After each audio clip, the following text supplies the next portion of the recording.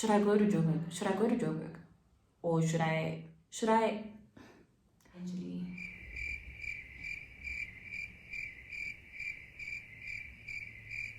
It's a new year, it's a fresh start, and you potentially considering to move to Johannesburg.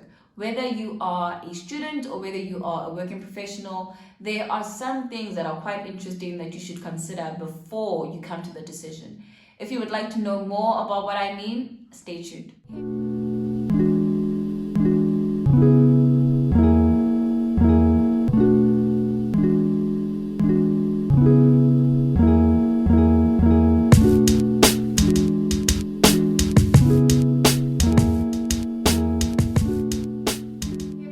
So much for joining me back on my YouTube channel. As you would know from the title of this video, it is Life in Johannesburg. Now, it would be biased for me to tell you that my view of Johannesburg is what Johannesburg really is, but Johannesburg is a lot of layers. It is not just one perspective that matters, but there are multiple perspectives that you need to consider before you come here. Now, this is just my view of Johannesburg.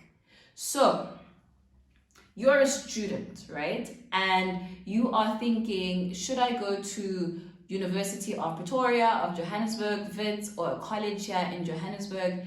And the things that I noticed when I came here was that Joburg is fast here. Like, everyone is moving, like we are going somewhere. I don't know where we're going, but people are moving. And it's very evident on social media as well. Like, you will see with the Gen Zs, they are coming for everything and they want to grow up. They want to have an eagerness to be on the other side of youth.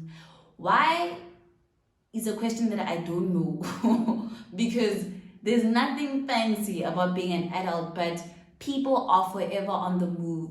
The one thing that I also noticed when I came here was everyone is beautiful. Nah, don't say I'm biased, but there's just something about Joburg water that just cleanses you. It makes you bright, you know. And if you want to see some scenes from what I looked like before I moved here, you can check my Facebook and see what was happening there. But there's just something about the Joburg water that brightens you up. So as a student, just understand that when you come here, there is some challenges to also being bright. And the first challenge is, if you do not have the bank of dad or the bank of mom or the bank of parents, right? Or you don't have a man that's supporting your lifestyle, or you don't have a woman that is supporting your lifestyle, things get to be pretty costly over here. And not everyone is as fortunate to have this way of living and to sustain this cost of living. And that brings me to my second point, which I really didn't understand to this day, is how people in Johannesburg tend to normalize lavish living. There is a deep obsession, a deep wanting, and I don't know, fascination about lavish living, material things, having labels. And I think that is a bigger topic on its own. But there is just this unnecessary pressure that people feel when they're here to look better or have better things, and it kind of comes with some mental impact on you. So just as a student, I would suggest that you really understand the reason you are here is for your education. Your parents have spent time, finances, and are so encouraging of you to be in an institution, wherever you may choose to be, that the sole and main purpose is for you to get your qualification, right? So it shouldn't be your ultimate number one goal to want to chill with the big boys, you know, and want to normalize this lavish living that is very unsustainable. So you need to understand your lane. You need to remember the sole purpose as to why you are here as a student. As a working professional, bills. That's all I gotta say. There's bills on bills on bills. Now, I feel like there's bills when you're a student, but your parents are there, right?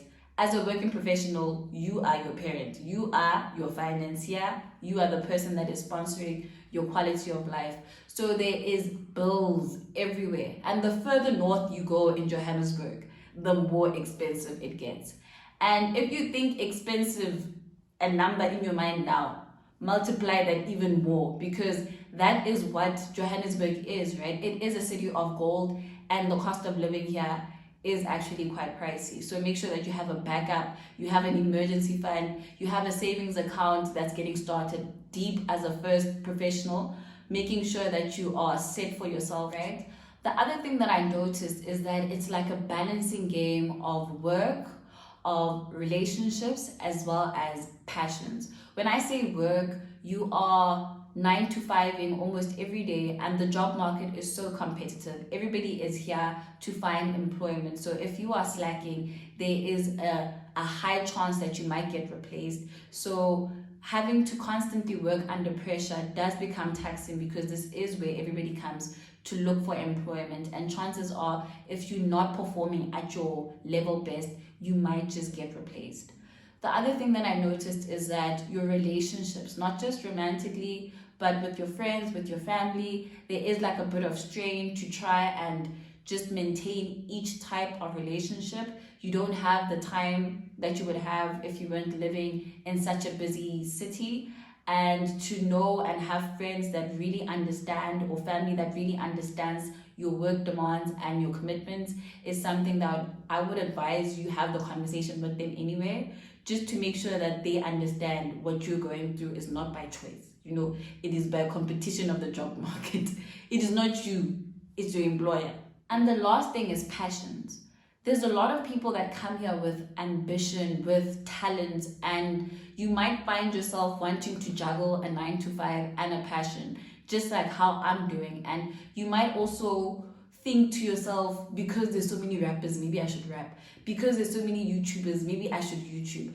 And that's the one discernment that I had to make for myself when I joined YouTube, is that I did not join YouTube because I see a lot of people are doing YouTube. I joined YouTube because YouTube is a platform for me to express my talent of teaching. So if you don't discern for yourself the type of passion that you have, you might just find yourself pushing passions that are other people's but not necessarily yours to have. Generally, I don't feel like life in Johannesburg can be subjected to one point of view. I would really like to hear what you have to say about how your life is if you are living in Johannesburg, so that we can have an interaction with those that are potentially wanting to move here. What challenges are you facing? What experiences are you having? What good things have you seen in Johannesburg?